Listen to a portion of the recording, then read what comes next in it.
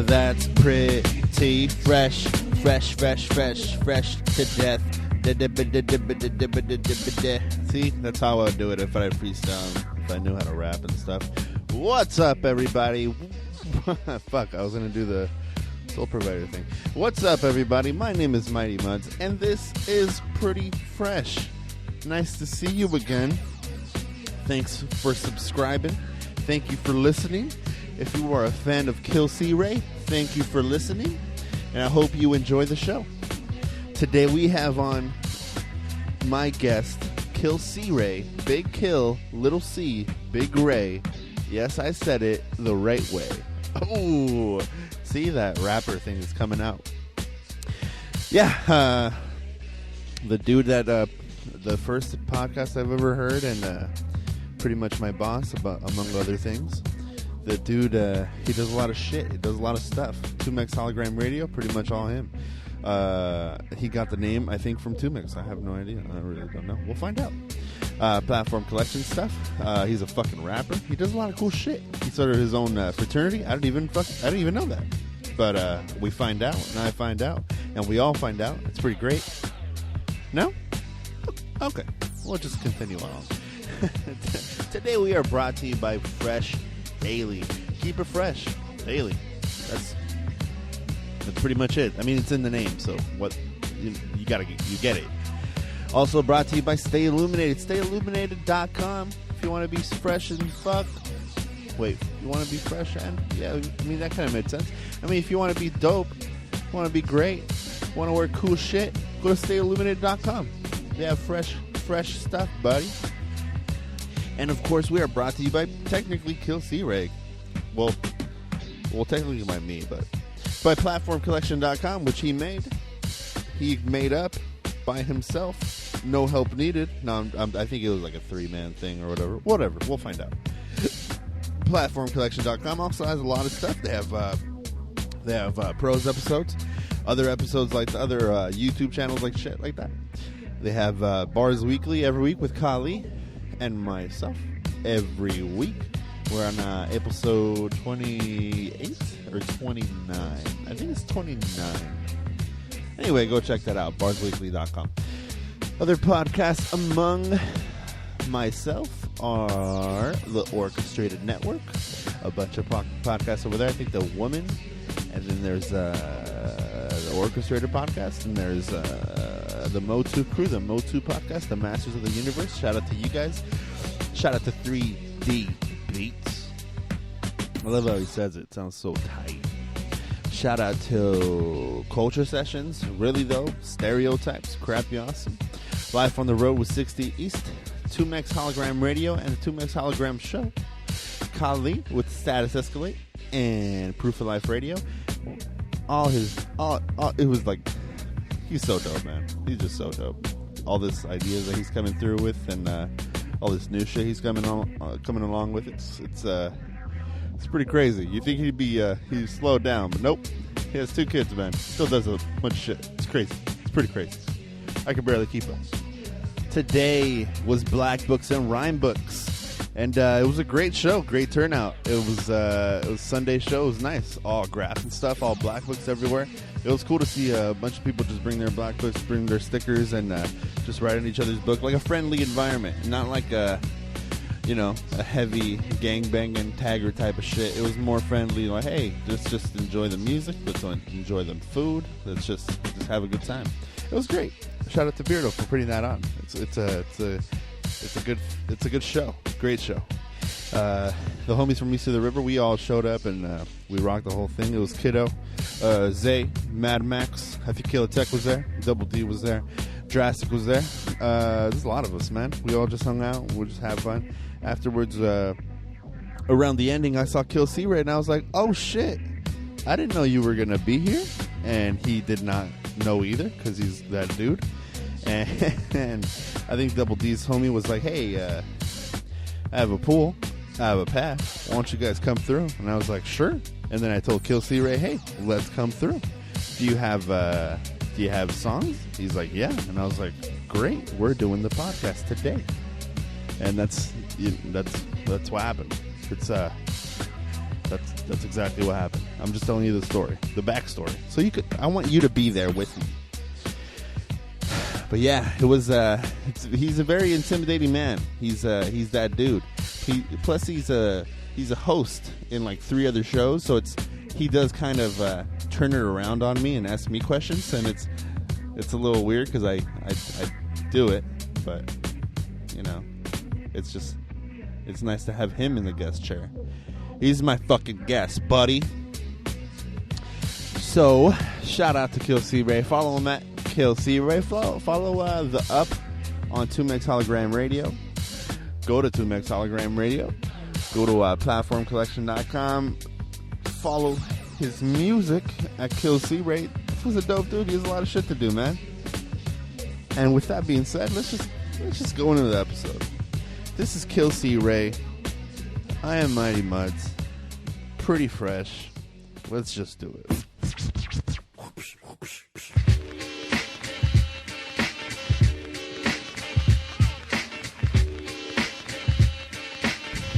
I sound, we got like I got like an echo. Oh, this is tight. Is it bad or is it good?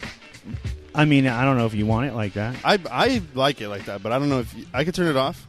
Up to you. You guys have done a whole show like this? Do you prefer it off? There you go. Is it off? Yeah, that's way better. That's better? Hey, dude, but your Nice. shit sounds silky smooth.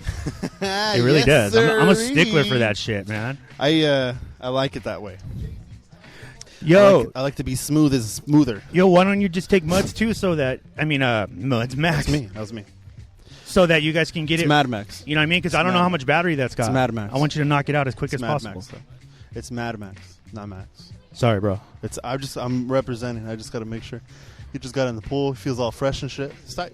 That's cool. Feels good. So feels just great. stick to like 3 or 4 questions for each. Okay. Okay. Yeah. Get the let's just talk it 16. over, whatever. We're not doing the show right now. The what? Oh, it's cool. It's just like how he does. Oh yeah.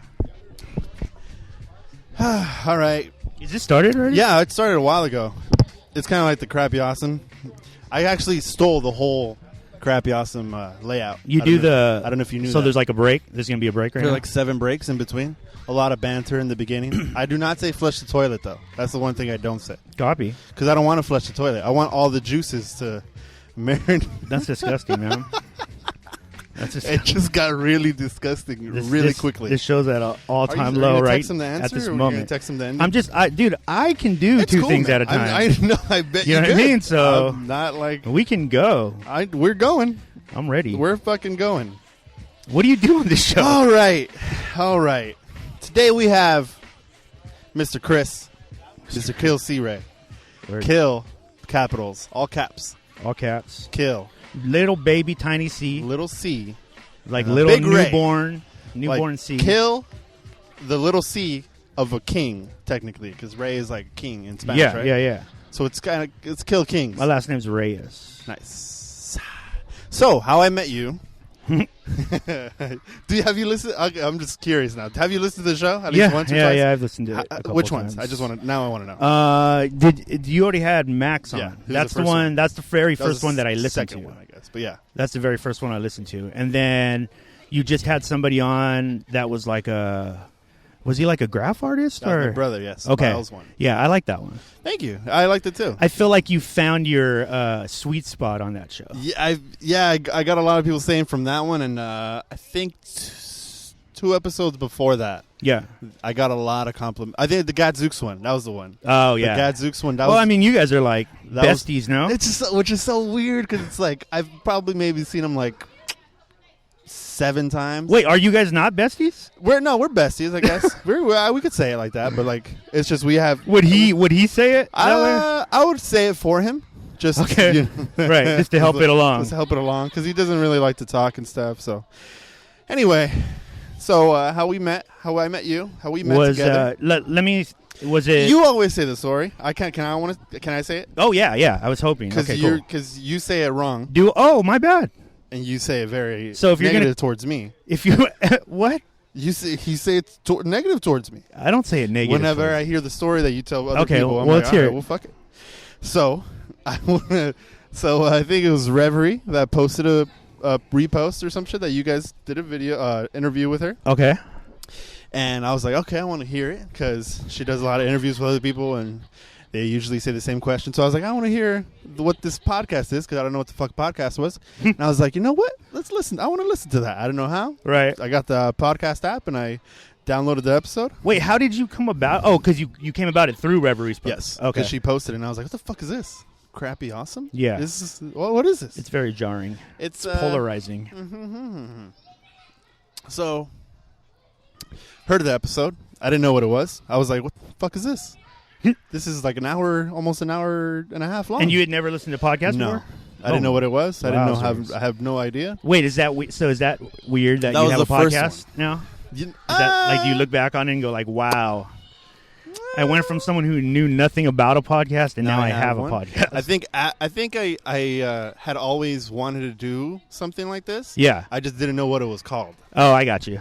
Like I knew for sure I didn't want to be in front of the camera. You wanted to put your thoughts down on something. Yes. Okay. Like if it could, but not rapping. No.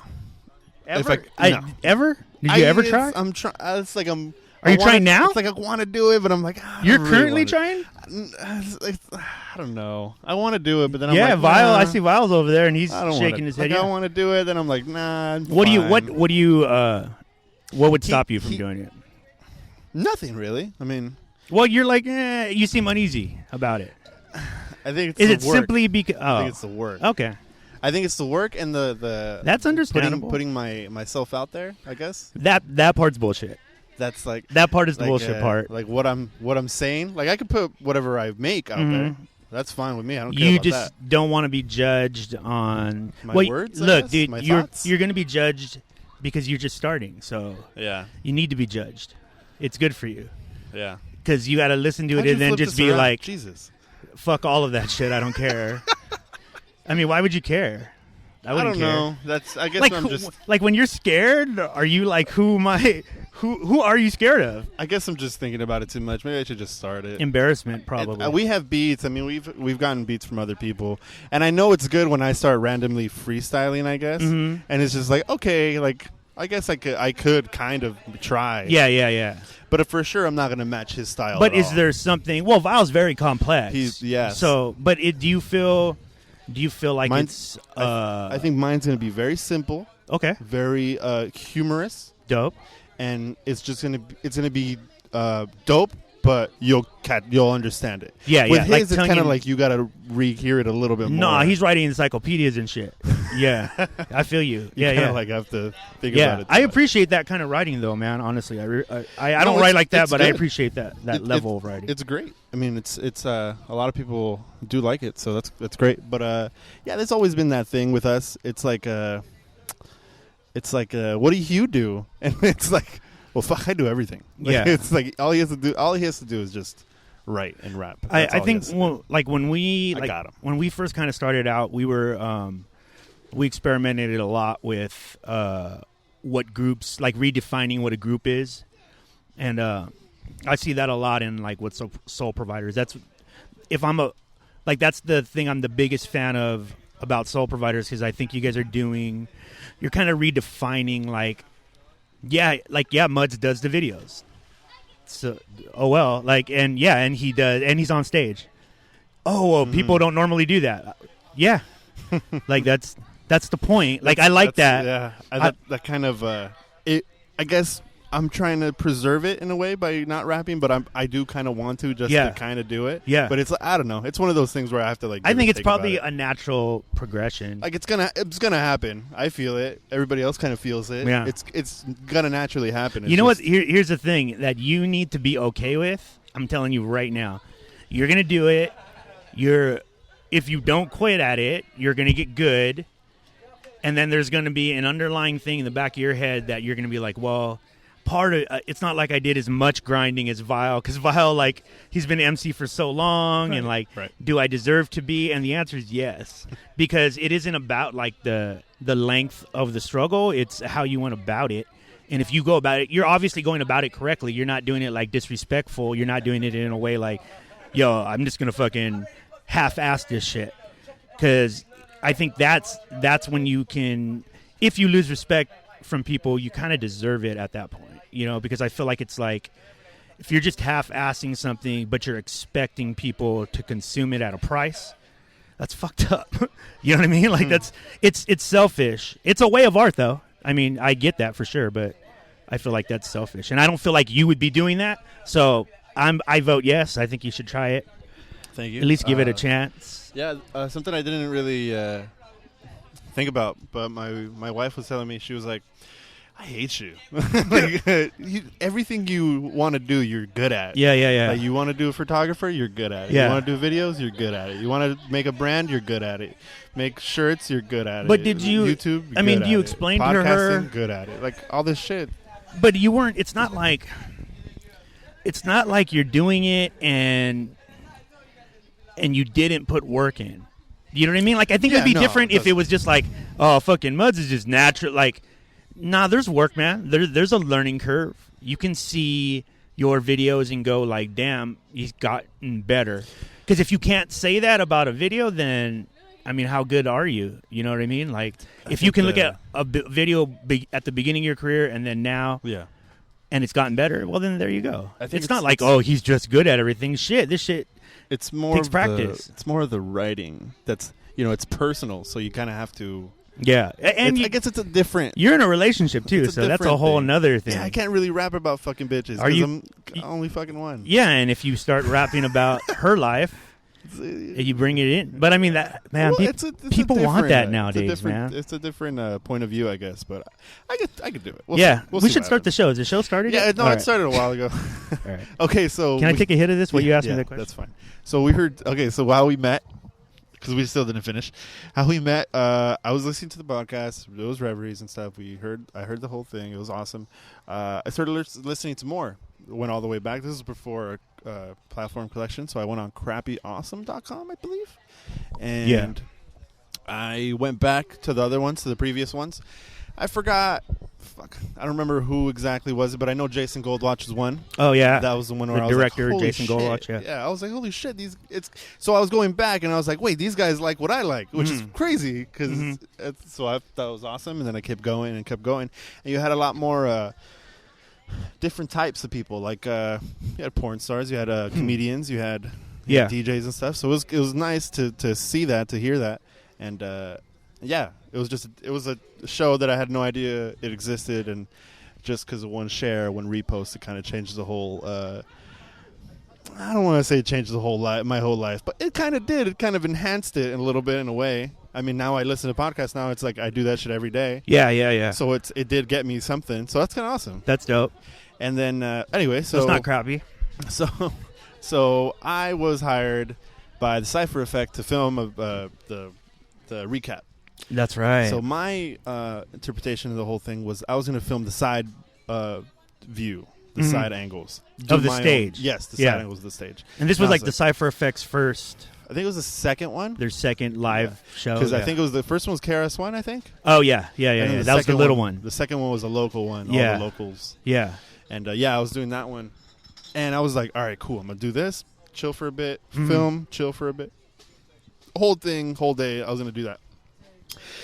He had the wrong. I think he had a different idea, and he was like, you know what? Just be in the middle and just stay there the whole night. I was like, oh, I remember. Right. Like, oh man, that's coming back to me. None of that ever saw the light of day. I don't know if, but whatever. I filmed the whole day. But before that, I got there super early, and I saw all these people. Yeah. And I saw you there, and I was like, wait a minute. And then I was like, I think I was kind of next to you. I didn't bring anybody there that day. Actually, I did bring Val, so he was kind of next to me. And I was like, I heard your voice. That's when I was like, oh, shit. I think that's KILLcREY. Yeah. And I was like, holy fuck, I think that's him. Like, and then I was like waiting, and I was like, I'm pretty, like, I don't know. Back then, I wasn't really talkative, I guess, because I was like maybe a few months in filming. Yeah. Or a year or so. You're super shy. Yeah. I mean, yeah. And then I heard your voice, and I was like, hey, are you KILLcREY? Or I think Chris or something? Yeah. I was like, are you crappy? You were like, yeah, oh, yeah. And then you sounded so douchey, like how you said it. Oh, what's up? Yeah. And then you looked away, and I was like, okay, well, I really like the show. Whatever. We kept on. Okay. And then Yeah, I mean, that was it. That was I saw Rosh later on, and I was like, dude, like, this was fucking tall. Did you talk to him? I think I said hello. Uh-huh. Or actually, I actually don't even think I said Was hello. he at all. douchey? He was with that dude. I think his name was Navjeet. Oh, yeah. He was with him most of the day, so I didn't really want to say hello because I didn't really know the fuck that was. Yeah. Or who he was. Yeah. But, yeah, I guess that was the whole thing. It's very awkward. That was it was awkward. Can you say your point of view? Well, I mean, I think, like, from your perspective, I don't doubt your perspective. But I definitely have, Not like... douchey, though, right? You just kind of were out of it? No, I think, like, in general, like, I'm kind of awkward, like, in front of, like, new people. Like, I'm not... Are you still that way? Yeah. I feel like it. I definitely feel like that. It takes me, like, a while to warm up to people. So, the reason it gets brought to my attention more now, though, is because all the people that were around, they're all kind of awkward. You know what I mean? Like, so It's a bunch of awkward people in a room. I mean, if anybody really wants to know what backstage at a hip-hop show is, it's just a bunch of awkward people standing around a bunch of other awkward people talking about, like, yo, that shit's tight, right? I think that was the first one that I was like, what the fuck? Like, M4 Music is right here and Self-Provoked is right here. And I don't know if 4 was there. I don't know the fuck that, but I was like, oh shit, all these people are mingling with each other, and it just looks so fucking weird. Like, yeah. I think it's I don't know. It's do you don't like? Do you still feel that way? Because you guys have gotten some notoriety, and now I'm in it. Yeah. So now it doesn't feel that way anymore. Yeah. I don't know. I don't even know what that other place. I don't know how that exists anymore. Yeah. I'm so in it now. So it's That's hard good. to look back in. Even like the shows, like I was gonna go to Back to Basics. I was like, cool, I'm gonna go as a fan. Yeah. I'm not gonna work, and then I'm working in it. Yeah, now. yeah. So yeah. it's like, all right, well, it's gonna be fun still, but it's like I kind of have to do shit. So yeah, it's not the same. So it's gonna be fun, but it's like I kind of wanted to just. I don't think I've been to a hip hop show and not worked. Yeah, just to enjoy it. Yeah. Yeah, I feel you. I don't. There's like in fact, we just had who did we have? Like Rick Scales. A dude in my crew called the Fresh State. He just performed. He just opened up for Raekwon in San Diego, and I just went to see Rick, and then I left because at this point, dude, I've seen so many live shows. You know what I mean? And I like the most excitement I get now from like hip hop is just discovering new sounds, like hearing like a new perspective on something that I haven't heard before. To me, that's the most exciting part of hip-hop, period. And then next would be, like, being on stage. Because most of the time, I think most MCs can kind of understand that. Like, when you're watching a show, it's hard sometimes because you're like, man, I'd much rather be doing that. You know? And, I get that this person's dope, but, like, I'll listen to them like when I'm at home, like how I normally take in music. Like seeing a live show now. I mean, unless it's like people like, I'll always see De La Soul because I think De La Soul is one of the greatest live performers. They're some of the greatest live performers ever. Good. I think Busta Rhymes is amazing. Nowadays, I don't know, man. I mean, dude, honestly, like other than our scene, I don't know if you guys have noticed because you guys have started to travel now, so. I don't know if you've noticed this, but our scene is still one of the only scenes, at least that I've seen, where rapping over your lyrics is completely against the rules. Yeah. Where in other cities, I've been into other cities in other states where they do that, and it's not necessarily seen as a negative thing. I think it's just kind of like, yeah, that's part of the game. Like, if Drake does it, why wouldn't you do it?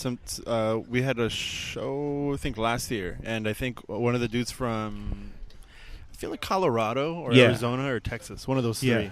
They showed up and they were performing their tracks, but with the vocals on it, and it looked so weird. And everybody else was like, "What the fuck?" Like, but it's like they're not. So yeah, I guess I understand that. Yeah, I mean, I guess it's different everywhere else. Yeah, it doesn't seem. I also feel like there's a generation that doesn't necessarily care. You know, which is at the end of the day, for me, I'm not like one of because I've been that. Like I went through that whole like. Oh, this is what a real MC is supposed to be, and I was like snobby about other MCs who weren't that the whole time, not like really recognizing like, dude, I wasn't that. Like, what the fuck? Like, I'm not. I don't think like that. Like to me, a traditional hip hop head is very, very much like a right wing person. Like they're very much, things have to be a certain way or it isn't hip hop. Right. Where to me, I try to stay within the logical side, and logic to me dictates that hip hop is what it is to you. So, and that's what it's always been. There's always been pillars, right? We all know like the pillars. But if you're not participating in every part of those pillars, other than acknowledging that they exist, what else do you need to do? You know, like what if I don't graffiti paint? Like I suck at that, you know? But I respect it. I understand it. I want it to be a part of hip hop. But beyond that, it doesn't affect, like, the pillars don't necessarily affect the way I approach music, because I'm not rapping for rappers. You know, It's awkward. Yeah, exactly. But it's got that in there. Yeah, I feel like it's not. This is, at the end of the day, man, I feel like we have a limited amount of time here, and I feel like right now is a very, very important time in the world. Like, I feel like there's changes happening right now, and there's people waking up to ideas of a bigger existence. And if that's the case, then I don't have fucking time to rap about how dope I am. There's other shit to do. Like, there's other shit to do. Like, literally, I feel like it's kind of selfish when you do that. Like, what the fuck, bro? Like, that's great. You're, like, I've heard songs where it's, you know, people just rapping about you're never going to be able to do this, and then they rap. And then, why would you listen to that? Like, they're literally telling you can't do this. You suck. It doesn't make logical sense to me. And I understand, like, the battle scene, and I get what's happening there, but I also acknowledge the fact that like, aggression and one-on-one competition is become its own thing. It's its own thing. Like, battle rap is its own thing. It's using elements of hip-hop to create its own thing, right? I don't know if you remember, but to me, battling was, like, over beats. Like, the best freestylers I know that battle, they battle over beats because they're incorporating all the hip-hop, because the DJ's job was to keep you on your toes. So fools again, like Rick Scales, Kali, all those dudes, they do that shit. They're really about that shit. And I feel like if you're not, it's like being part of a religion, right? Are you religious? But I've never asked you that. Are you religious? No, were you raised something? I was Catholic, but Yeah. it was. I think my parents were around the time when I was kind of growing up. I guess it kind of started slowing down with all that stuff. Yeah. Because they started doing a lot of stuff. Do you consider yourself slowing down. Catholic? Yeah, I guess so. Because you were baptized Catholic. Actually, I don't even think I was baptized. No, I was baptized, but I wasn't. I didn't do the first communion. Yeah, I didn't do that. Oh man, you're barely a Catholic. Yeah. So. But that's what I'm saying. Not really, Okay, I so guess. like, look, if I start a club, right? Say like me and Mud start a club, and we want everyone in our club to wear a black hat, and that's just it. It's our club. We made it. You don't have to join it. Mm-hmm. That's what it should be, right? And I agree. Like, if you're a traditionalist hip hopper and you're like, bars have to sound this way. This is the type of music that has to be under your bars. You can't really stray from this. Experimentation isn't like that much of a thing. I understand if you're like, this is traditional hip hop, this is what we want. But you can't say this is hip hop and it encompasses all of hip hop and there's nothing but this, and if it's not this, it's not hip hop. That to me is ridiculous. Like, it's fucking ridiculous. Like, that's what I think most artists do art to get free. So why would you build walls for yourself? Like, it doesn't make sense to me. You know what I mean? So I think when we first started out, to bring it back around, like I think when we first started out, like the collective of people that I was around, I got really lucky because I think I was the more traditional and they were like the out of the box thinkers, and it just started to make more sense to me. You know, and then that way of thinking, I think, created the culture that's like around Platform Collection, that's around the Fresh State. It's based off of that. At the end of the day, like, we want you to be free. So everything that comes with that, all the shit you have to do to get somebody to be free, whether it's opening their mind, whether it's showing them other ways of going about things, whether, all of that. That's what, like, I think the vibe around myself and the people we work with, that's what we're always shooting for, because hip-hop isn't, I understand the ego part of it, but, like, we've already done that. Like, let's do some other shit, like, we don't, again, I just feel like we're running out of time, man. We have such a dope platform as artists. You do, like, if you make records and you put them out, I know everybody says, oh, there's rappers everywhere, but the reality is anybody who's finding a little bit of success is part of, like, the 1% that's actually even finding any success, because this shit is not easy, So if you're blessed enough to be part of that 1%, you could at least try to, like, move this whole shit forward a little bit, That was an awkward silence right Dude, no. This usually happens on Crappy Awesome. That's why. That's crazy. You gonna go around and you do you go over here and then you go over here and then you go over here, and then I just get lost into what you're saying. It's kind of crazy seeing it like face to face, and it's like, whoa. That's probably the awkward part. That's how we are. We keep it awkward here. Keeping it awkward. Yeah. I'm live with Muds. It's weird. I like it because I feel like I'm in my own little world. Like normal. Yeah. Yeah, this song's called Awkward. It's about feeling weird in the cypher because everybody's like going at each other's throats. But I just like want to love everybody. Sometimes I get pushed into shit. Yeah, I don't want to do this. Yeah. Welcome to tomorrow, I've already forgot ya. Sitting in the middle of it all and I can't spot ya. Homie, this is opera, classical sonata. Break you something proper, motherfuck yo kata. You got a shitty dojo, you do this for the cocoa. I do this for my people in the struggle who got hope though. Tell me that you dope though. Rap about rapping, I only write bars to make revolutions happen. Captain on my captain, I'ma get to clapping. I'ma dead these poets like Robin Williams acting. I'm focused on attraction. Y'all don't need to be here. The fresh state is necessary. Y'all don't need to be here. Our bees here. And the click stay hardcore. I track mud across your couch, Eddie Murphy. You want more? What for? Times 4, 16. It's not a chore. I'm original with that shit. It's not a bore like y'all. I don't wanna do this. Yeah, that shit is awkward. Yeah, I don't wanna do this. Yeah, that shit is awkward. Yeah, I don't wanna do this. Rap about rapping, that shit is awkward. Yeah, I don't wanna do this. That shit is awkward. Fresh state and all that. Fuck. Dude, for a while I didn't know you were rap. Yeah. You were rapping. You're a rapper. Yeah. Do you feel good about it? Do you feel happy? Do you feel good? That I'm rapping? Excited? Yeah. Is that the question, right? You were just like, whoa, what the fuck? I don't know. What do you mean?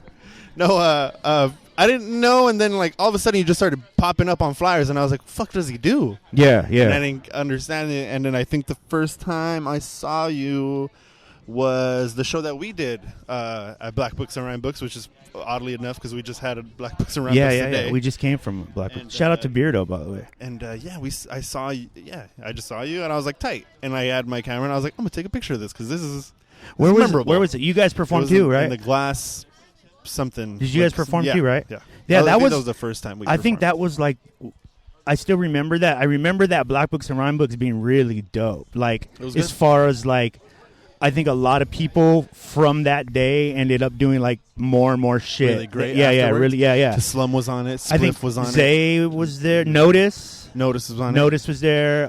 Rick was on it. Kali was on it. Jukes won, right? He was on there. He performed in like the rain. Fuck, what's his name? Rick Scales. Jesus. Rick Scales. London dude. What's his name? Oh, Peaky. There you go. Peaky, and then Rick Scales like freestyled his entire set. Oh yeah, Yeah. he forgot his USB. Yeah, how Yeah, did that was dope. Oh, I don't know. Because that's what Rick does. I guess so. What is Diego Brown Project? Because I still don't know. It's just an art collective. It's just that you're east of the river, or what do you mean? We in San Diego we started an art collective that You was still like do? Or yeah. Well, Diego Brown Project now is just when me and Arash work together. That's usually our partnership. So like we've done videos as Diego Brown Project. It's really at this point it's just for me and Arash. It's like a brand that me and Arash push when we work together. So that's like my group with him, pretty much. Yeah. And then we don't really have any rules. We'll just do whatever. Like we'll make music or we'll make movies, but it's all just branded under the Diego Brown Project. And Crappy Awesome was, in fact, I think the last flyer that just went out. I think it was with the Wino. The shout out to the Wino. I think that was maybe the first one that just finished it today. It's great. Doesn't say Diego Brown Project anymore. Oh, does it? No, now it it says KILLcREY and Mr. Rosh. Oh shit! Just because we're kind of busy doing, like we have a bunch of brands that we're working with, and we don't have a lot of time to dedicate to it right now. So, just putting it on the side. So first was Proof of Life Radio, or what was first? First thing that you dipped your toes in. What was the first thing? The first thing was we were rapping in San Diego. Like that's the very first thing. The very first thing is we were just like the young cats in the scene. And we stayed doing it the longest. You know what I mean? Like it's basically it all start like for me to get here with you. It started with the Cypher Effect. So I just discovered. But you were doing it way before. Or? Yeah, I was already rapping. We had already been on tour as the Diego Brown Project, and it went through like a bunch of different members. And each time we like recreated it, it caught like some success, you know, like we were on TV. We got invited to the festivals. We went on tour with Exhibit for a minute. We went to Hawaii with Exhibit. Jesus. So we got like a lot of experience early on, but it was all just based off of hustle, really, you know? Yeah. Trial and error. Is that something you want to do again? What? Tour? Yeah. Yeah. I'll be touring later this year. Oh wow. Yeah. I drop a project hopefully by the end of August. And we're gonna do the whole thing for it. We're gonna tour for it. We're gonna do videos, all that. Where are you going off bat? Well, first, I'm definitely going out with 2Max. I'm in talks with doing a Fresh State tour. Oh. Finally, because like Rick is in a really good spot. I think it's gonna be like me, Rick, Notice, Zay, So good group. Yeah, it should be a good group, and Rick is killing it right now. Like he's getting like a lot of good press in like bigger platforms. He's always been great. It's just there's things that like prevent him from achieving the greatness. Absolutely. I mean, Rick knows with the the project not being fucking mastered right or something. Yeah, Rick has had a slew of bad luck. Rick's my brother. He knows I'm on his ass all the time about that shit. He's his biggest enemy. But as of late though, Rick has gotten he's on track. Yeah. Like you can see him finally starting to get like, oh shit, like Rick's about to be that dude. Like, cause dude, I tell Rick's one of those dudes where I'm like, bro, you shouldn't be competing in your mind with like who's around you. You're like that dude to me is like touched. Yeah. You know what I mean? Like he has, every once in a while you come across a talent where you're just like, God damn it. That motherfucker can freestyle his ass off. And he's he's not one of those battle rapper, because he does battle a lot, but he's not one of those battle rappers that can't make music. His last album, to me, is one of the strongest pieces of work I've heard in years. 18 Scales, or which one? Yeah, the 18 Scales Project. Great, yeah. I was just like, wow, they're pushing the boundaries like so much, you know? But yeah, I think. Weren't they saying that it was like some of them were like kind of throwaways or something? Or? Yeah, dude, most of them. That's crazy. Yeah, that's what's scary. You know, like what's scary is that Rick's not even in like where he's gonna go. He's not there yet. You know what I mean? Like he's still a little ways away. That's Yeah. That's tight. But yeah, You I'll be doing touring that. the whole thing. That's awesome. Mm-hmm. That's so sick. How'd you even start doing this whole thing? This whole rapping thing? Like, did you starting before college, high school, middle school? Like probably like everybody. Well, shit, except for the people in LA. All those cats seem like they started in junior high. They had 1 million fans by high school. In San Diego, it's a very different scene, man. So it's you. I think like you've been able to like maneuver into multiple scenes out here. You know how like the scenes kind of connect out here, like the IE, Pomona, LA. In San Diego, it's just for a long time it was just like central San Diego, and everybody else outside of there just didn't count because San Diego was like in a growing phase, and now it's grown to a point where it's the like this year was the #1 tourist destination in California, dude. So when you have a city like that, it doesn't build a scene because nobody lives there really. You know what I mean? People just travel in and out, and people move there and then spend a few years there and leave. So a lot of the cats that I know in San Diego that started with hip hop, it was all just like, dude, like people would know about it, and people might know a little bit about you, within that little very small scene, but there wasn't many outlets. So rapping, I've been rapping forever, and making music, I've been doing that forever. You know the first song that clicked in your head? Do you have any? Oh, one of my first songs? No. Yeah, the first song that you ever heard. Oh, that I ever heard of hip-hop? Man, I think I was a little-ass kid, and I was hearing shit I wasn't supposed to hear. Like, I think I was hearing, like, one of my uncles busting, like, the first Too Short album. Yeah. And I was just like, God, like, whoa, what the fuck? Like, I didn't know you could do that. Like, I didn't even know, like, I literally didn't know you could do that. Mm-hmm. Like, wow, there's somebody, like, rhyming his words and cussing, by the way, and talking about titties and shit. And, like, that got me interested. And then I don't know why. I really don't know why I started. I just know that, like, I always did shit like that, man. Like, I always did shit. Like, I was the kid who would go see movies and then come back and I'd play that movie for, like, a month, know everything about that movie, and do it. Like, so I would do that with everything. So when I got into music, it just kind of was natural. So it seems like for a while you kind of, did you pause or did you slow down a little bit with the rapping and just start focusing more on the radio aspect? Yeah, I think, like, starting out, basically I found out about the Cypher Effect and the scene around the Cypher Effect a little bit after we started Crappy Awesome, which was after Proof of Life. When we were doing the first installation of Proof of Life, it was a live show, a weekly live show that streamed online with cameras. And it was like hassle? It was, but only because it was like it was literally the first of its kind. So we didn't really know what to do. So, but no, I mean, it was amazingly fun. Eddie's here with me. It was amazingly fun, dude. Like, dude, you understand? Like, I was interviewing like NWA from my bedroom with no credentials, no nothing. Just called them up and then got in touch with people and said, like, yo, we do this radio show. And was it because, like, you guys were, like, kind of the only ones? Yeah, like? I think people just honestly, this is like no credit to us. It's like, I think they mostly thought, yeah, it can't hurt because nobody listens or watches this shit. You know what I mean? But we did. We had, like, a lot of people who we just got lucky and people discovered it, and a lot of, like, message boards were posting it. So we did that, and I was rapping during that time because the original plan was just to do, I think, what everybody does is, like, yo, push your own thing. Yeah, I'm gonna push my own shit sometimes. That's what we do for From the Soul. We're always on there. Yeah, and I think that it's, I mean, now it's kind of a way of life, and back then it was just we kind of were like.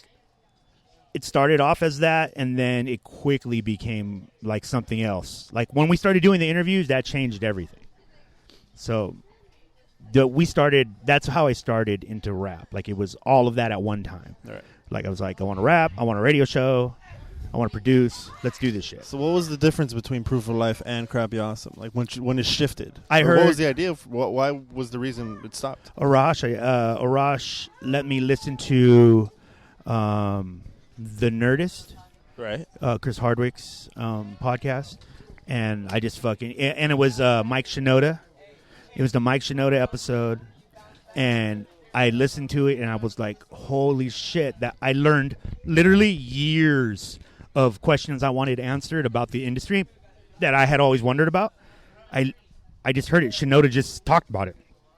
Because little did I know that's what a podcast was. It was You just didn't know what it was beforehand? No, I was just like, what? It's just like people. So is it like a radio show? So it clicked. It clicked just like I guess myself, because it was more like, oh, this is. Was that like one of the things that you were like, okay, that's what I've been wanting to do. But I didn't know. Yeah, because I knew the whole reason we stopped Proof of Life.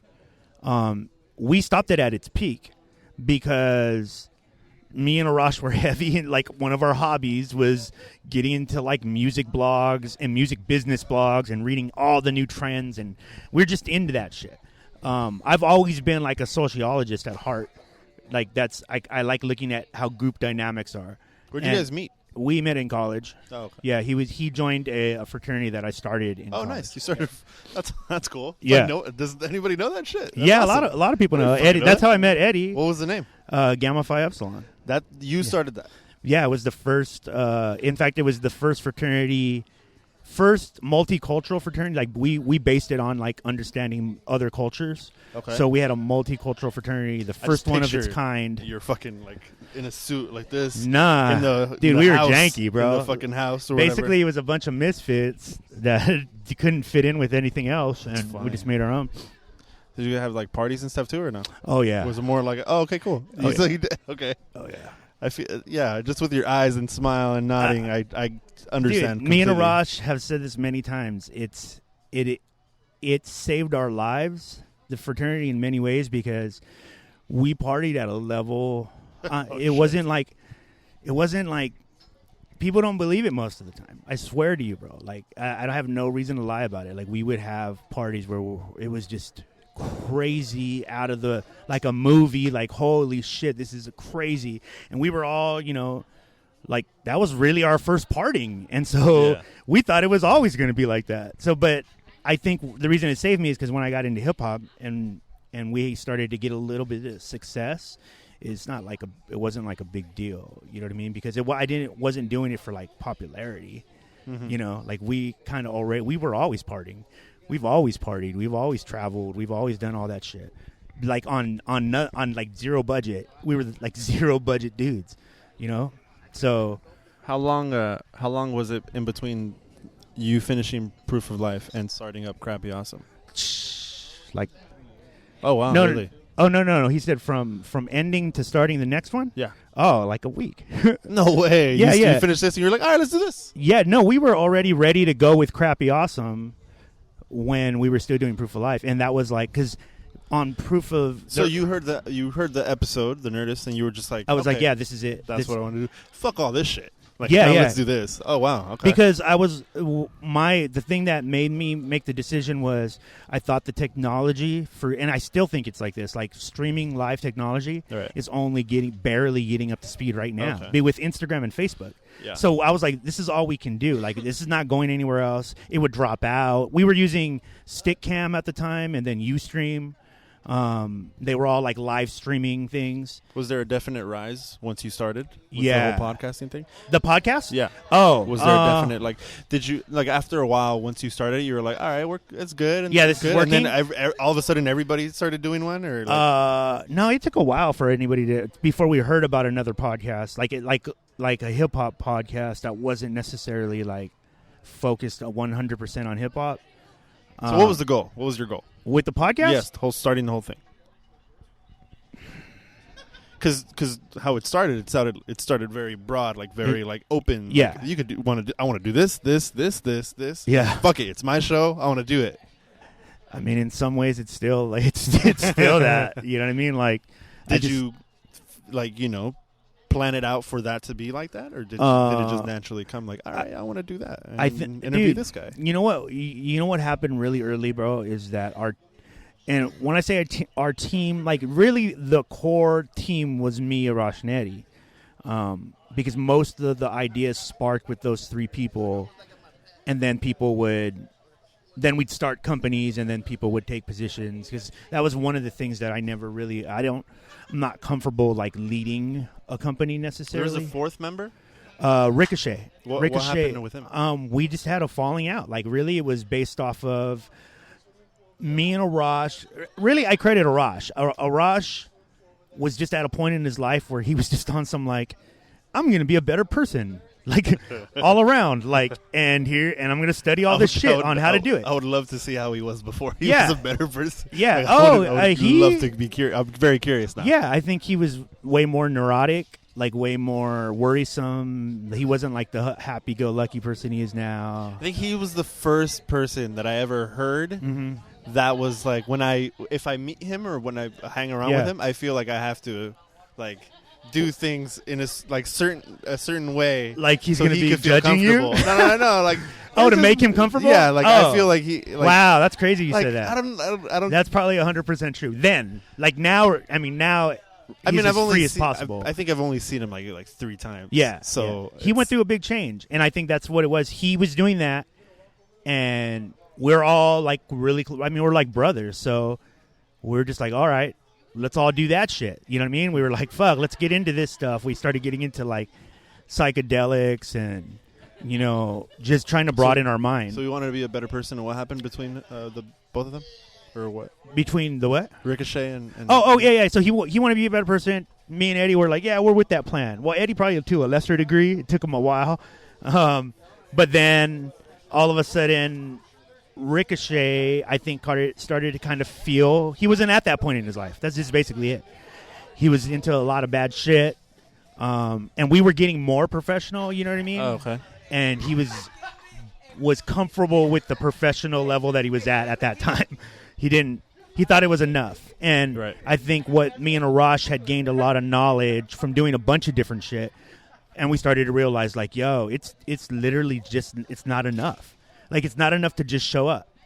Like, you can't just show up. Like, you won't make it. There's no. You got to put the work in too? Yeah, there's no way around it. You're not going to make it. If you're not working hard, you're not going to make it. It's no matter how dope you are, it doesn't matter. When I heard the name and then this past year, I saw that the Ghetto Blaster was coming back. Yeah. Coming up whatever. I was like, oh, shit, what happened? Like, what's going on? Yeah. Like, cool now or like? No, we've been cool for years. Oh, good. Yeah. Like, this is, like, that story, he's kind of aired it out. I've aired it out. And, like, to me, he was like, there's just too much history. Like, you know what I mean? I'm like, bro, like, you're still like my bro. You know what I mean? Like, so...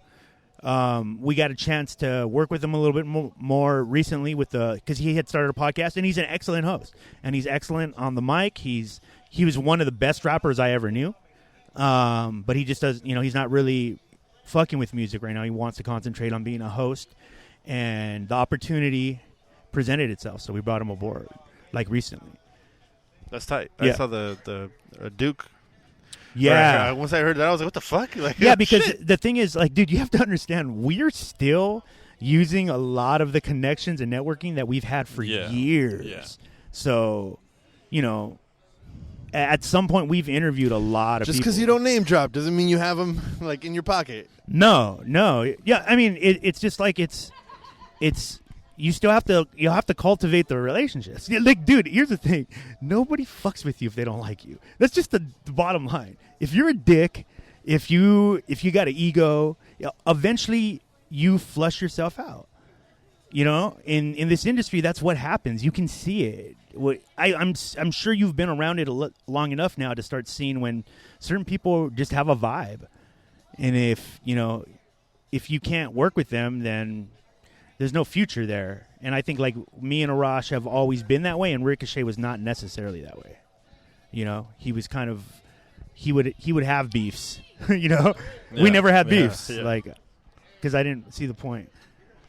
Even when we left the Cypher Effect, Yeah, that also seemed like a thing, but no, I'm guessing not. Right? What? Like with you and the Cypher Effect and stuff? Because it just, for some reason, I always thought that was like, I didn't know about it, and then I was like, oh, cool. And then all of a sudden it was like, oh no, like Yeah. we're not helping them out anymore. I think the honest truth was we had a conversation, and the conversation, George from the Cypher Effect was like, I want to go this direction. Like he told us his direction, and me and Arash and Eddie were like, we don't really want to do that. So we had another idea, and honestly, dude, it was the idea platform or? Yeah. We everything we've done for platform was what we were going to do for Cypher Effect. Build a community around it, because we felt like it only existed on YouTube. Was that a little bit after the time that you wanted to start linking up a little bit with myself and yourself? That was a little bit. I think when we first started Platform Collection. Okay. It's because I had always remembered you. You know what I mean? Like right. I remembered you, and then I started. Not the awkward conversation we had, more like the name. No, I remember that one too. Oh, okay, good. Because, dude, good. Because as negative as you saw it, I saw it as like, wow, that was dope. Like that's dope. Like that dude is into it. You know what I mean? Like that's the way I looked at it. I was like, damn, that's cool. And like beyond that, I don't ever really know what to say beyond that. You know what I mean? Like when I'm in, like, because what do you say? Yeah. Like I don't know what. Like, do you want me to talk to you? Because that's cool too. Like I'm down for that, but I feel awkward like choosing that for you. You know what I mean? So it's usually just like, hello, okay, and then just quiet. Like, what bidding do you need me to do? There was a moment that I remembered. You had invited me over, and it was the day that you interviewed Thesaurus. Oh Yeah. yeah. So you had invited me That's over. right. That's right. And then I went over there, and it was cool. It was tight. I mean, I went into the middle, and I've been a fan for like I don't know how long it was at that point, maybe like a year or so. Listening. Yeah. And I was like, shit, man, this is how they do it. Like, this is tight. Like, I didn't know that they rent a studio and then do this whole shit there. Yeah, it was awesome. Yeah. And we had a conversation, and I was telling you that I had thought of I had filmed 3 episodes of something. I forgot what it was. It was a show you were working on. Yeah. And then it was pretty much mic check. Mm-hmm. And then like a week later, mic check dropped. And I was like, well, fuck. Like, like that was my whole thing. I think we talked about it that day because you had already had them done. And you were like, done. What? And I was like, yeah, I think they're going to drop their... It was upsetting because it was like, fuck, man, I look really good. And yeah, that was supposed to be... Eddie, do you remember what that was supposed to be called? Mic check had a different name. There was Take 5, right? We had developed some shows for the Cypher Effect called Take 5, and then the other one was Pros. Actually, it was going to be Pros was going to be on the Cypher Effect. Nice. That was the original thing because we knew that eventually we'd have to get... Cypher Effect didn't have the resources that like Team Backpack does. Mm-hmm. So that's kind of the direction they're leaning towards. Yeah, right? yeah. And Team Backpack, I mean, there's no doubt about it. I mean, they've won the Cypher world. Like they have a a good backing. So I was like, we need to make this more into a lifestyle. They haven't really done a Cypher Effect in like what? Yeah, I don't know Keep anything. Up or anything. Yeah. No. Do you? I mean, have you seen no anything? Idea. I remember the last thing that they did was Thesis. Mic check. I just fucking love Thesis, so I checked that out. Yeah. Other than that, I have it. But anyway, we were talking about the whole thing. And you were telling me, pretty much you gave me what's the word? It's like you gave me tough love, I guess. Okay. Because I was saying that this sucks because I couldn't do mic check anymore or whatever. You're like, you got to think of it like in a broader situation or whatever. Think of like that's what you said. You were like, think of other shows, and then we have like these shows that we're working on, and then we could combine them, and then we have a bunch of shows together. Yeah. So essentially, we would have had Pros, and then we would have had a tag team, or then we would have had this, and then we would have had me and you, and then we would have had whatever. So that day I went home and I was editing and I was like, fuck, man, how do I do? Because the main thing you were saying, like, how can you do with a bigger, like kind of like a Cypher, but not a Cypher? Right. How can you how do you match the excitement? How do you match all that stuff? How can you do one video with multiple people and try to get that along, but without doing the Cypher? Yeah. It's still kind of... It's challenging. It is. It's very challenging. Because it's already something out there. So it's like... I mean, I don't know, man. Where do you think it's going? Like, as far as... Do you feel like there's a long-lasting, like people are?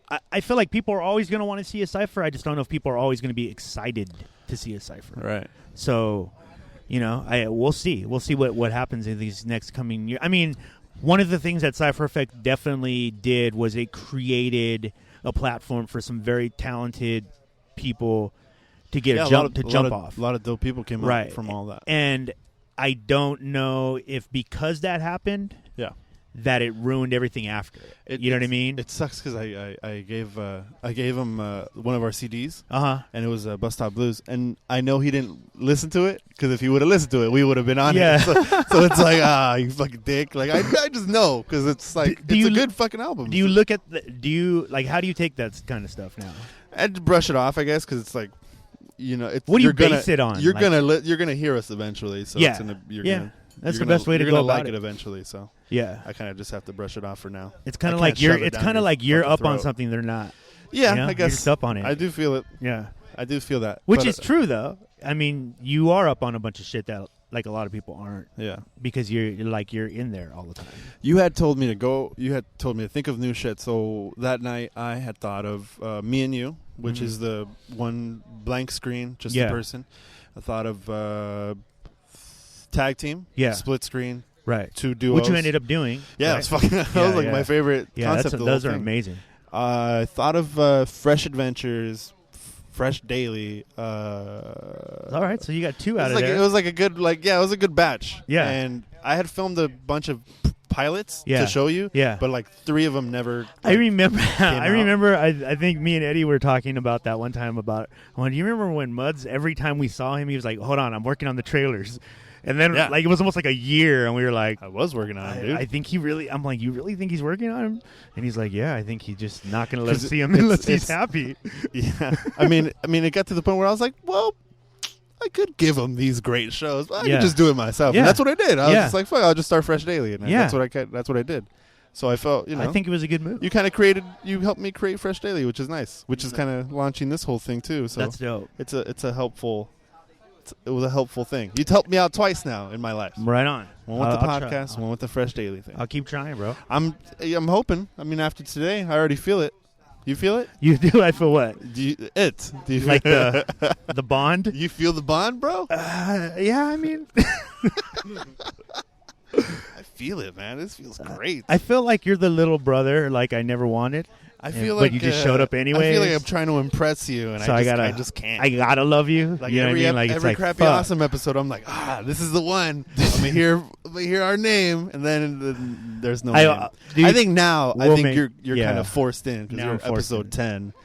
KILLcREY. That's pretty fresh, so it's gonna be you're gonna have to shout it out. Yeah. You're gonna have to say it. Okay, so why is it that you decided to do a podcast? Because you were telling me that. I think I always wanted to do it. I just didn't know what it was called. Like you wanted to talk to people and record it. I wanted to do it. Yeah. Yeah. Because I think that was one of the concepts of the Fresh Daily one. Yeah. Was to talk to someone and film it. I kind of pick their brain. Yeah.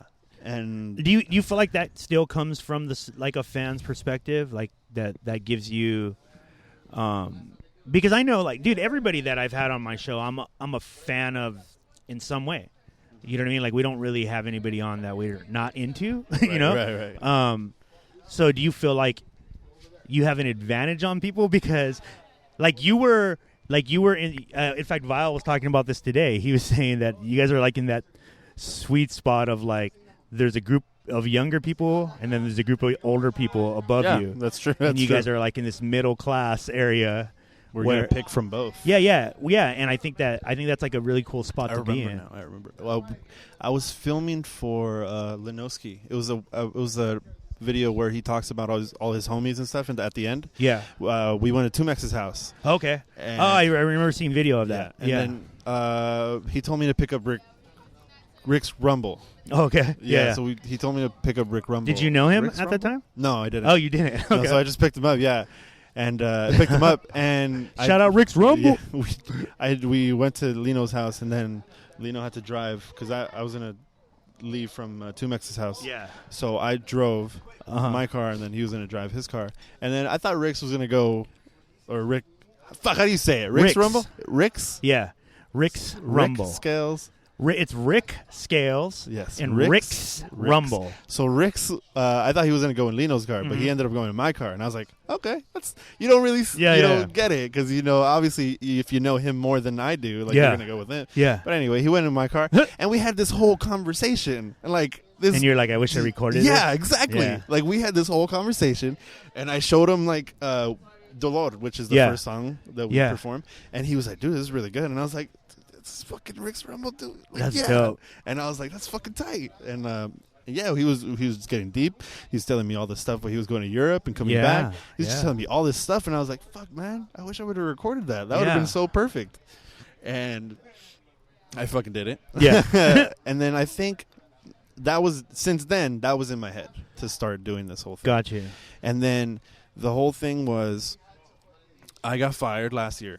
So after I got fired, I was like, you know what? I'm gonna record myself. So I did. I have it on my phone. Yeah. And one day I will drop that episode of me. What is it? I was saying what I was feeling at the moment. When you got fired? When I got fired. Ooh. No, not even when I got fired, because I got suspended for like a week. That's right. I remember. Because I got suspended. You were still in boxes. Yes. No.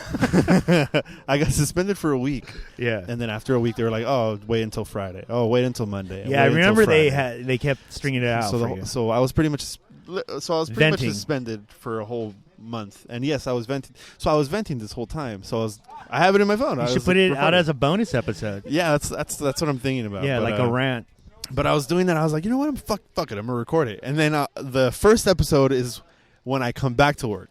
Oh, wow. That was going to be the first episode when I come back to work. I didn't come back to work. It never happened. So I was like, you know what? Fuck it. They canceled you. Yeah, so I was like, all right, I got to figure it out. And then I had like a month off or something. And like, they're like, take it to another network, son. I just kept working. And then I was like, now I got to start it. Let me can I ask you something? Because I like the, you being the hype man. Is that what you call it? Do you consider yourself a hype man? I don't know. Yeah. Yeah, I know that's always I'm in weird. That spot where like I but you're no on idea. Stage and you help Vile. So I don't really hype anybody up. No, I just back him up. You back up Vile. Yeah. You're not doing the well, you've done that a couple times, haven't you? Yeah, I guess so. But it's like comes natural now. Yeah. So it's like, okay. So I mean, you're in. For people who don't know, he's on stage with Soul Providers all the time. And do you feel like that part? I always wonder because that wasn't a part of you that I knew. I remember the very first time I saw it, I was blown away, bro. I was like, who is this? Like, I don't know this Muds. I was a frontman in a ska band. Yeah, well, you told me after. I told you that after, yeah. So I guess that was always there. So, because I was doing that Which, by the way, have you ever... You being in a ska band... Yeah. Explains so much, dude.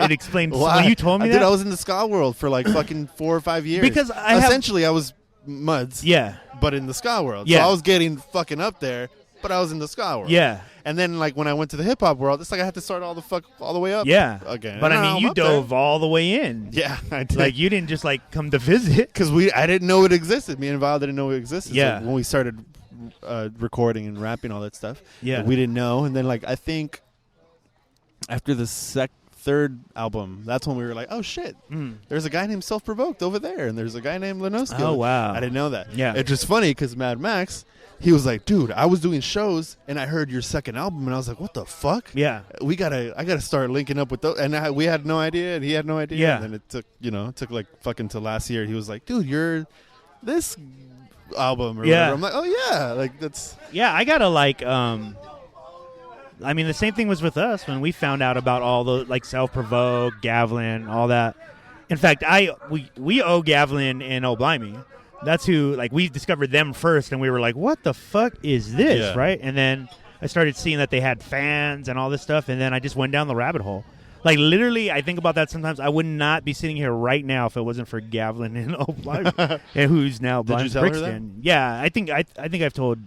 Blimes Brixton is a close friend, and Gavlin has been on the show a few times, and I know I've told her. I think it's a nice full circle type of thing when you tell the person that you got you into the whole thing. Yeah, this is kind of like mine. Oh yeah, right on. Also, I think it's guy. dope when people do that. By the way, because you should do that if you look if somebody's hooked you up even through inspiration, you should tell them. Yours was the first one that I listened to. There was another one that actually like like, I think I could do it. Yeah. His name's Colt Cabana. I don't know if Colt you ever- Cabana, Yeah, there man. you go. Yeah, Okay. he's an OG. Yeah, so He's great at. he his was actually podcast. wrestling at a show in Southgate. So I was like, oh, I'm gonna go, and then like I went, and he was just there, just. And you like, met him? Yeah, I met him. Took a picture with him and everything. Oh, wow. I was like, dude, thank you, because you kind of like helped me shape this whole thing. Yeah, And yeah, yeah, He was yeah. like, oh, no. He was like, all right, great, man. And I was like, that's awesome. Like I was That's gonna tell him funny. like, I heard your voice, and it's like so fucking cool. I've kind of daydreamed about it, and I've actually was telling Eddie that I think I'm just gonna force myself to do it. I've been thinking about writing Chris Hardwick because we know a few people who could get To know him? Oh, something to get him? direct, but not even to be on our show. He can't be on our show. He's gonna He might. He might. I don't know. But I want to write him a letter and just let him know, like, dude, I don't think you're aware of. You influenced a podcast that sparked an idea for like a community that a lot of like some of my best friends now I have because of Platform Collection. Yeah. And Platform Collection would not have existed without Crappy Awesome, and Crappy Awesome would not have existed without fucking Chris Hardwick. So I bet he has no idea that he influenced like all this shit. Yeah. And that I mean, It's I kind of figure a nice. he might think that's dope. It's kind of a nice a feeling to do. Yeah. Because there's which is surprising, but episode 10 so far, and I've had people come up to me already saying, hey, dude, I really like the show or whatever. Does I'm that like, feel weird to you? it's so weird because I don't know who the fuck you are. Like, it's Or what they're listening to. exactly. So I'm like, oh, that's awesome. Yeah. I thank you for listening. I think one of the things that we had to get over really quick is the characters that people will naturally use your like commonalities and make a character out of you. Like Two fat Mexicans? you become a character. You know, like they have a reasonable expectation to expect that you're like you are on the show. I had legit listened to Crappy Awesome for a while, and I did not see any of your faces, and I thought you both were two fat Mexicans. Yeah. I mean, we were no close. idea. It's close. I mean, Arash No was idea. he wasn't Mexican, but he might as well have been. Oh, shit, man. So this whole Platform Collection thing kind of Mm-hmm. grew. Did it grow out of nowhere? Were you planning it forever? We always wanted to be a part of that, whether like You wanted to be a part of it, and then you were like, you know what, fuck it, I'm going to start it. yeah, because I think when we presented it to Cypher Effect, Cypher Effect wasn't with that in particular, but at that point we were like, man, we're already kind of working here in the scene. Yeah. We filmed at that time when we were in the Cypher Effect. We filmed a lot of them. Some of the big ones we filmed, and Arash filmed them and edited them. We started doing the multi-camera in Cypher Effect. So when you see multi-camera, that's when we started. Yeah. And so by that time, I mean, DJ FM, we had met Pause. He's already been on the show. Like a bunch of people had been on. Noah, Curtis, they'd all been on, and we were just like, they're already, and we kind of kept relationships with them. Like we would just hang out. And so we were just like, well, the whole hard part of starting a blog or a community like Platform Collection is having access. Because if you don't have access, you don't have anything in that business. And we had access, so we were just like, well, right now or never. You see yourself as a leader? I think we've because I think you started the fraternity. You started the fraternity. Yeah, but I based the fraternity. I think this is what it is. I think I've only ever existed as a leader among other leaders. Oh, You know what I mean? Like it's never been like me and then a bunch of people who don't know what the fuck they're doing. yeah. Like I like to. That's so. Yeah, I feel confident in saying I'm a leader because I'm around a bunch of other leaders. You just reminded me of Zooks. That Yeah. quote when you guys were talking at the at Stay Tony's Illuminated house? Yeah. When he said, "I only want people who are famous." No. That was like, I only want. I'm a god, and I only want to work with other Yeah, gods. other I was gods. like, I looked him out. I was like, oh shit. Yeah. That was fucking dope. Like that was the best. Like I'm gonna quote that. Yeah. It's so fucking hard. But he's right, true. though. Yeah, it's right. He's right. Like you should, if you don't really see yourself. I know. I felt fucking great when I was like, oh, hell yeah. Like, yeah. And Zooks is. I mean, you know how talented he is. He's not fucking around. He's putting the work in. It's dude. I think one of the best things that I like about being around other leaders is they don't waste a whole lot of time. And time is so precious to me. Like I'm a stickler for that. So like one of my biggest downfalls I think has been the inability to spread myself even farther out. You know? Because like I have to like choose between like family shit and this all the time, and this always wins. So it's Same. Yeah. So after a while, it's like I have to be around other people like that because if you're not, people don't understand that, bro. I was looking forward to today just because I was like, you're around a bunch of people like you. Yeah, it's gonna be it's gonna be fun because I could get to. I feel like about it's a recharge every time I leave, like from like hanging out with you guys or wherever we're at, or if we all see each other at a show.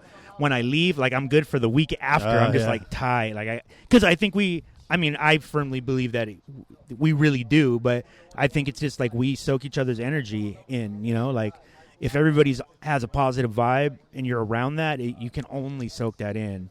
And of course, it's physically going to make you feel better. You're inspired. If you're inspired all week, when I see you guys perform, I see Zay, Max, I'm just like, I'm inspired. I'm like, that's tight. Like, especially, I'll be like, you know what I trip off of is like, man, I want so many people to see this, like this thing, because I know it's special. I do know. Like at first, people used to argue like, oh man, the stuff that's happening in the scene, like it's just a cycle. Things go around. I've seen a few now, bro. This is something special. Like something. Yeah. There's definitely people are connecting, and there's no age limit. There's no sound limit. There's no like vibe limit, and that's going to create an amazing amount of art. It's just too much influence around each other. It's going to force everybody to push it. Because you can't be right next to somebody who's super successful, you know what I mean, and not pick up anything. If you're not picking up anything, you shouldn't be there. You're just holding a spot. I want all my friends to get success so that I can learn from their success. Like, fuck, how else do you do this? There was the what you just said is exactly what I was thinking. When Mad Max was doing his album, press. Yes, thing. Yeah. Me and Vile were paying attention because that's what we're going to do in a few months. Yeah. And I was telling everybody else, hey, pay attention because you're going to do this shit in a few months because we have other people set to drop stuff. And Max was doing it right.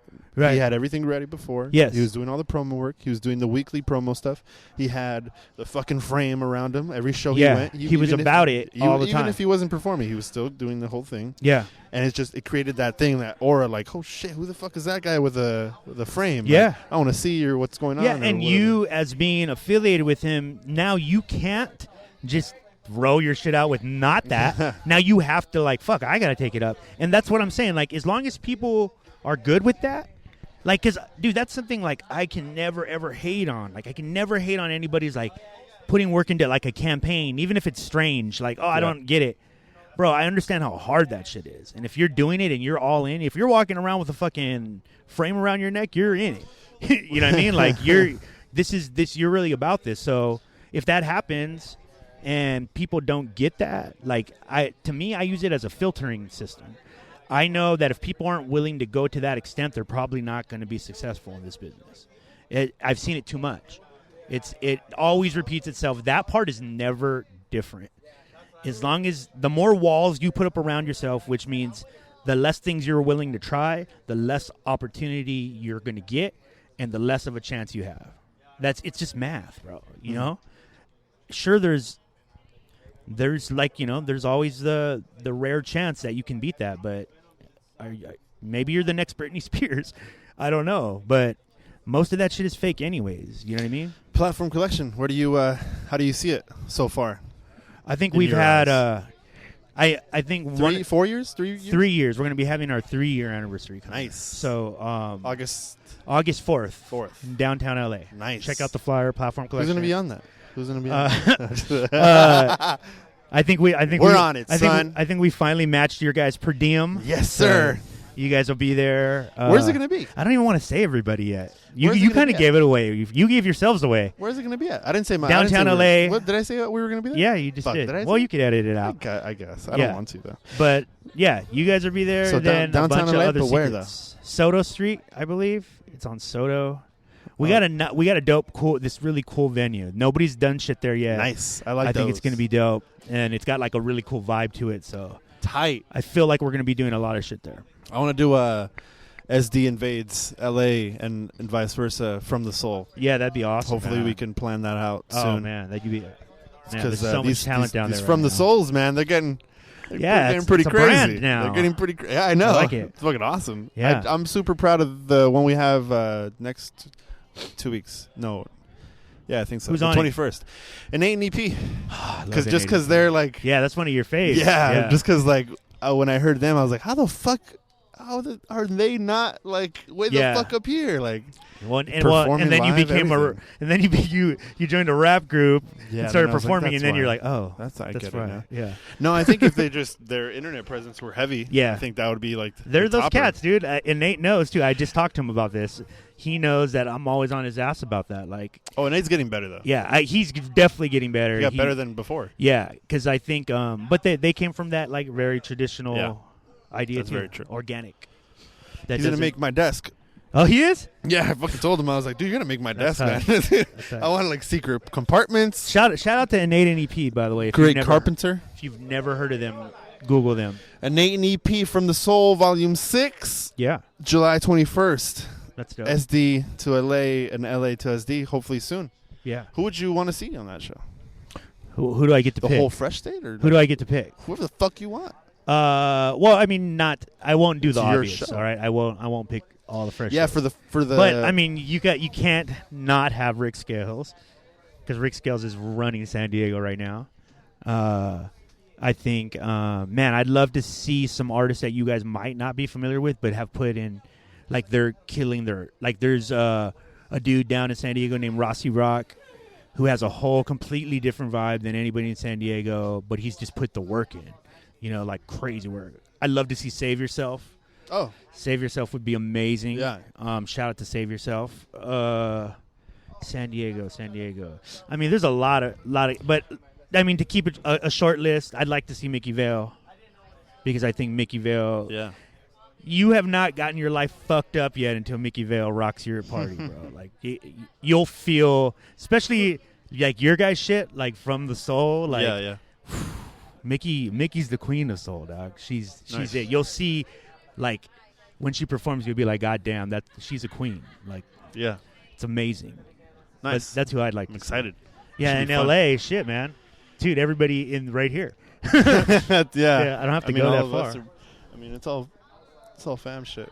It's tight. Yeah. I mean, today was kind of the first one because I guess. Well, we found out that we're at East of the River now, so that's kind of tight. No, tight. Yeah, I didn't know that before, but I guess we're in it. So I mean, it kind of makes sense because we were fucking hanging out for anyways. Hanging out for because I told Mesca, I was like, hey, so are we in or what the fuck's? Yeah, you're like, I get my patch. What are we? That's what I was like, giving the fucking girlfriend thing. Oh like, man, what you are did we the girlfriend right thing.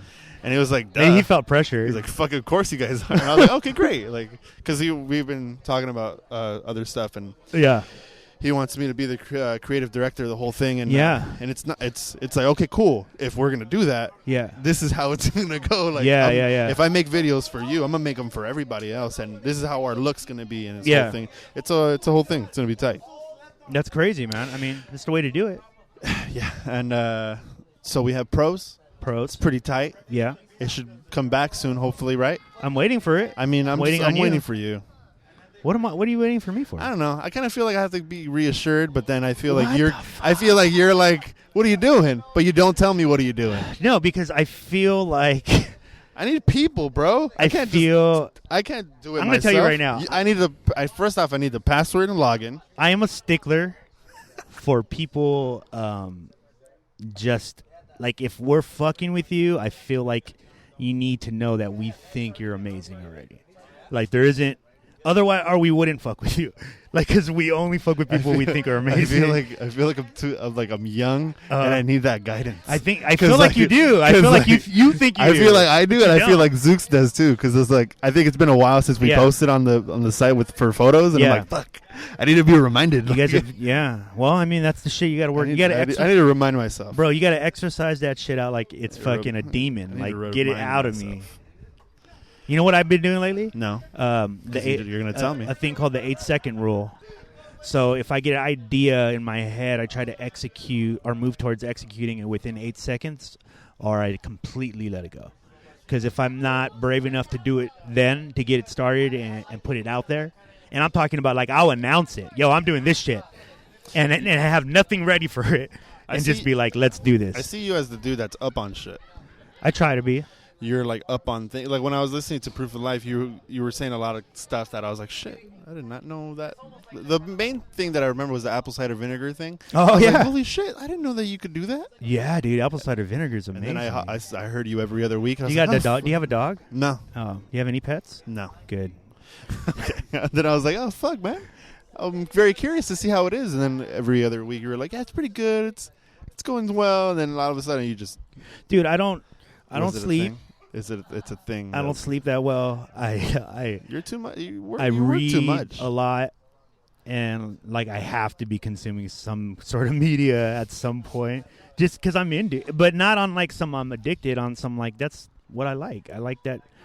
Because to me, technology You're and the way up on shit, bro. That's yeah, who but you are. I feel like it's people, bro. Like You're I like people. You know what I mean? Like that's at the end of the day, I like people and how they connect. I like to know about those things because I feel like it makes me a better person. So you had to step away from Proof of Life again. Yeah. And yeah. what was the reason? Oh, I wonder if I can talk about that. You can talk about it. We got some plans. We're dropping this tomorrow, by the way. This is Monday. This is episode. Monday? Yeah. This is Monday, guys. Happy Monday, guys. Yeah, I can tell you that Kali and I have been in talks.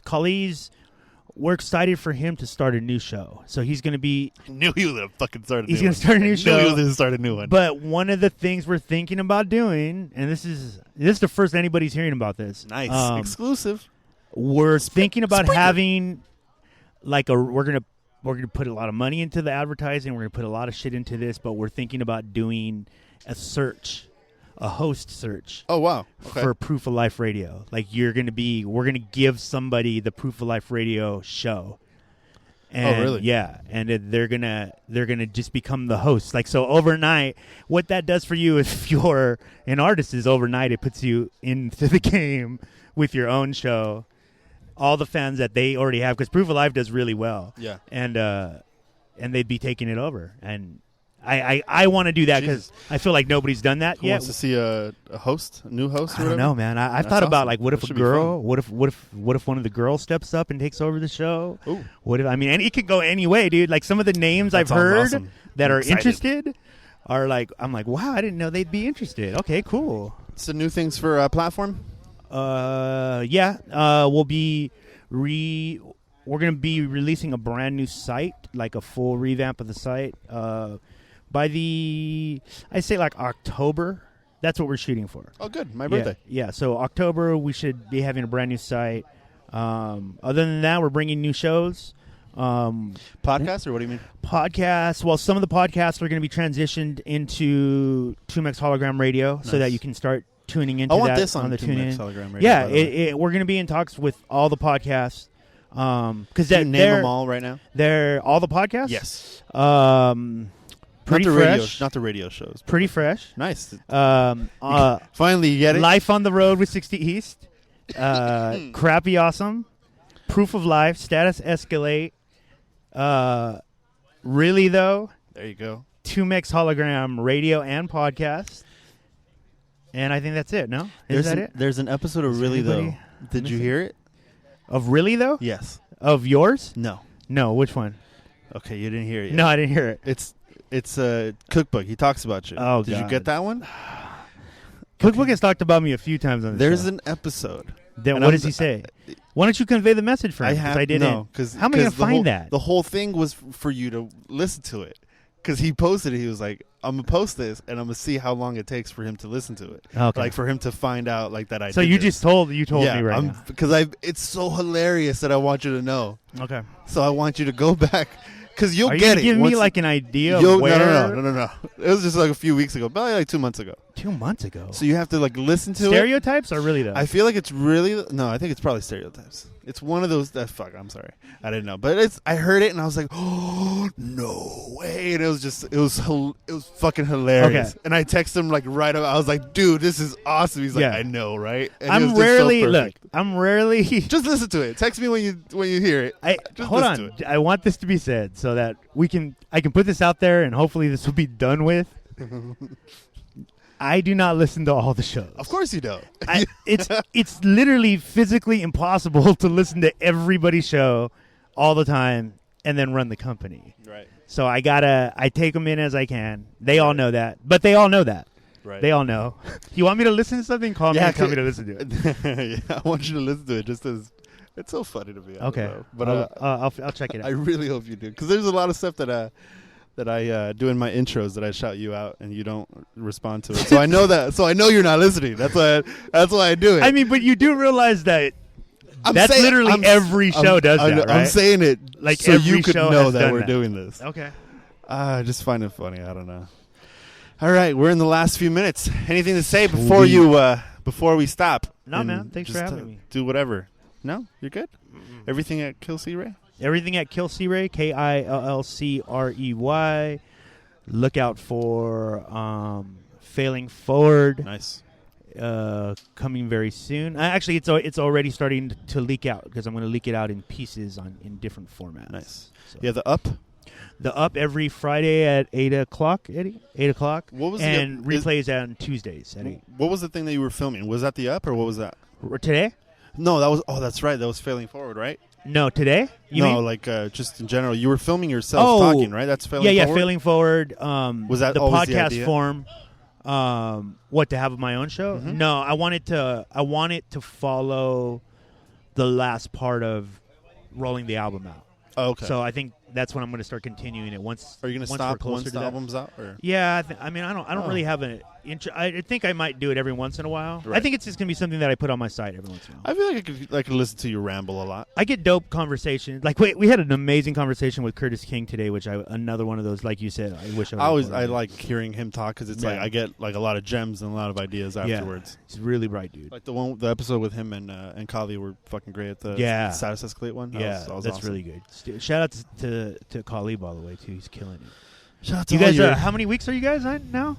We're on Bars episode Weekly. 28. Wow. Episode 28 of Bars Weekly. Yeah, I told him my honest opinion on that whole series is that right around October, November, you guys are going to start getting a buzz where people are like, oh, fuck. Oh, they're still going? They're not fucking around. Because right now they're like, well, they haven't made it yet. I think next Saturday it's gonna be like, whoa, like that's how it's the ones that we filmed. They're gonna be like, oh shit. Yes, you guys took it up a level. Because we had, we're implementing something that I didn't think was possible. Yeah. And then I found out that it's super easy. And I was Penis like, cam? Yeah. Tight. It's awesome.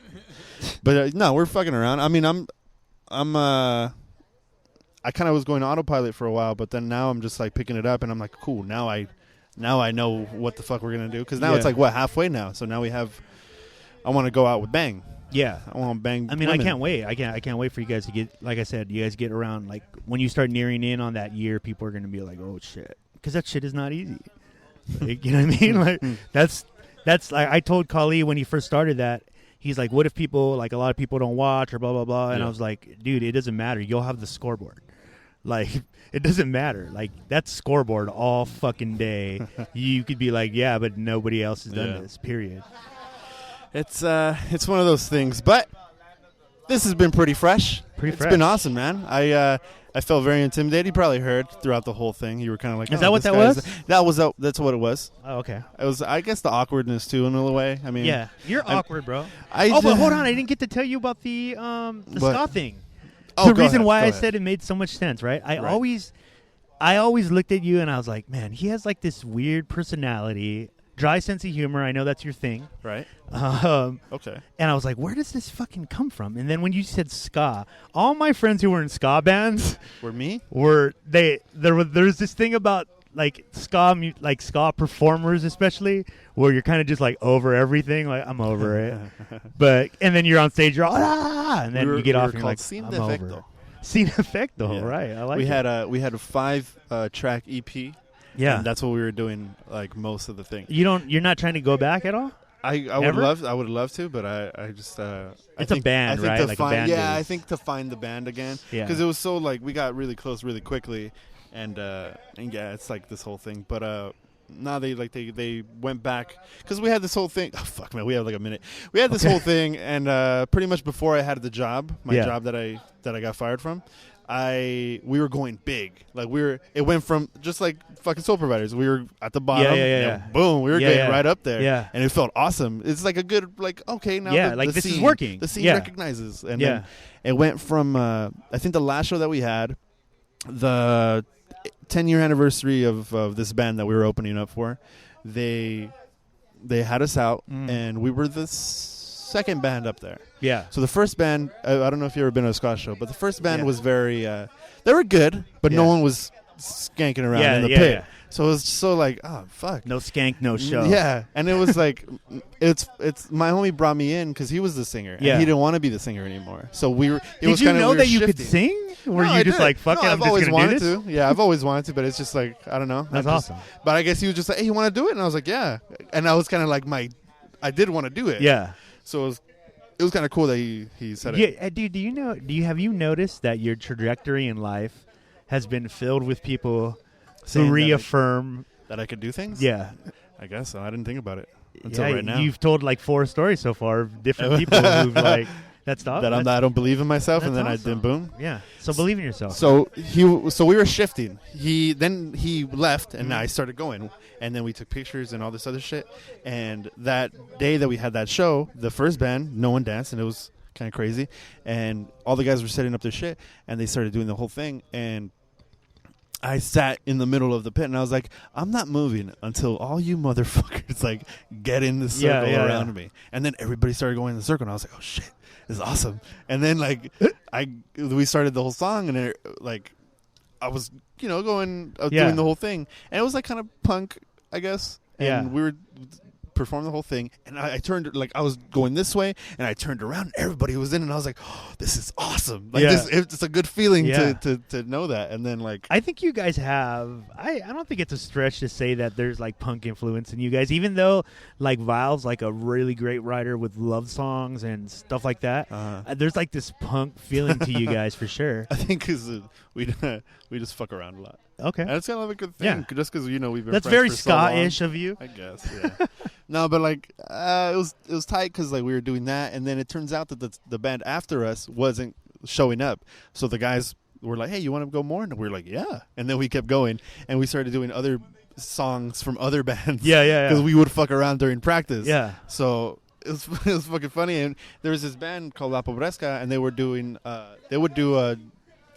this song called Black Ball. Black Ball is like at the end of the song they do a wall of death, a death wall or whatever. Yeah. So a bunch of people over here, a bunch of people over here, and they just run at each other. Yeah, exactly. Yeah. So we were fucking around. We were like, hey, let's do Black Ball, and then we did it, and there was just a bunch of people like over here and then over here, and I was like, oh shit, it's happening, and we were doing it, and then all of a sudden, like just clashing of people, just hitting each other. It was fucking tight. That's tight. And man. then the thing was, the drummer fucked up his bass drum. So we couldn't continue, but everybody's all bummed out, and it was all like, oh, fuck. And we left on a high note, and then after that, 2 weeks later, I got hired, and then I couldn't work. And then you're like, I'm just going to do hip-hop now. We weren't doing, I mean, he couldn't get the bass drum in time, and then like, we stopped for like a few months. Hey, dude, 1 minute as a rock star is better than nothing.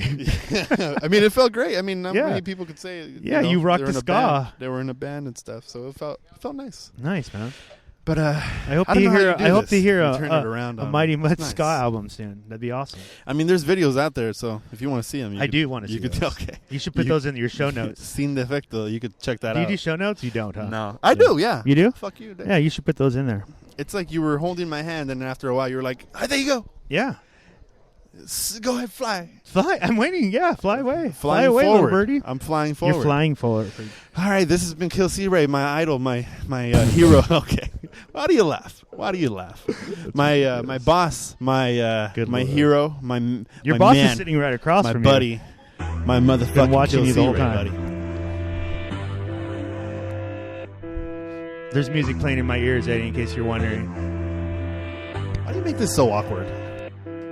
I said I never contemplated suicide. She said she couldn't look me in the eyes when I lied. My love tells the truth, man, so I'm never falling. I'm looking at that bag, I'm trying not to take them all in. The writing's on the wall, graffiti of my soul. I swear I just need a little sleep, I'm good to go. I'm sitting on the runway, dressed like it's Sunday. Haven't prayed to God, I've been to church since that one day. Looking for the truth is unforgiving. I'm sitting in the park and give a fuck on how how I'm living. I never been to prison. I'm lost inside my headspace. Never ran from God, but I always kept a good pace. Never been a good place to live inside my mind. That's probably by design, but I think it's the divine. I'm hoping that I'm fine. I'm knowing that I'm lying. I wear a good mask, but I know you see the signs that I'm gone, that I'm gone.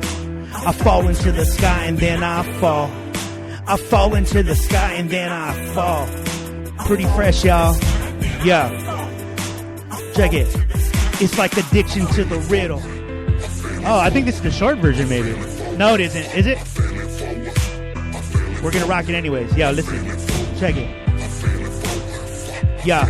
It's like addiction to the riddle. I'm into solving nothing. I'm into saying lots with a little. I'm steady fussing with opinions in the back of the wild fussing. Hip-hop is full of cliche acts that amount to nothing. I'm nothing if I'm bluffing. I bleed to prove I'm something. Steady searching for my freedom. Relationships like cousins. I'm not really feeling this no more. I'm feeling like I'm only good to live behind closed doors. I wish I had my life back. Wish I took the flight back. Wish I didn't have to flash off, but it's like that, going through your mind's eye. Happy when the time flies, feeling like it's me against myself. I give me high fives. This is how I wake up. If only I could wake up. Homie, get your break up. Really get your cake up. It's time to clear your makeup. Really fuck your face up. Always really never was a thing, so here's the breakup. Feel me when I'm gone.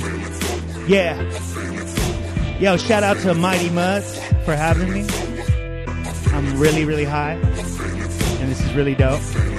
I'm proud of you, Mud, so that you can hear it. You can hear it over my music. I'm very proud of you. Yeah. You do a great job. Yeah. Yeah. Fresh State, y'all. Shout out to all the Fresh State. Kali, I see you. Rick Scales, I see you. Cookbook. I love you, man. Let's see if you listen to this.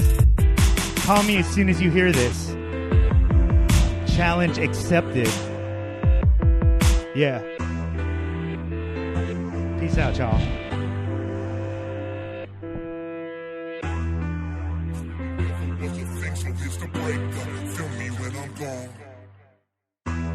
Always really never was a thing, so here's the breakup. Feel me when I'm gone. Always really never was a thing, so here's the breakup. Feel me when I'm gone. Always really never was a thing, so here's the breakup. Feel me when I'm gone. Always really never was a thing, so here's the breakup. Feel me when I'm gone. Always really never was a thing, so here's the breakup. Feel me when I'm gone.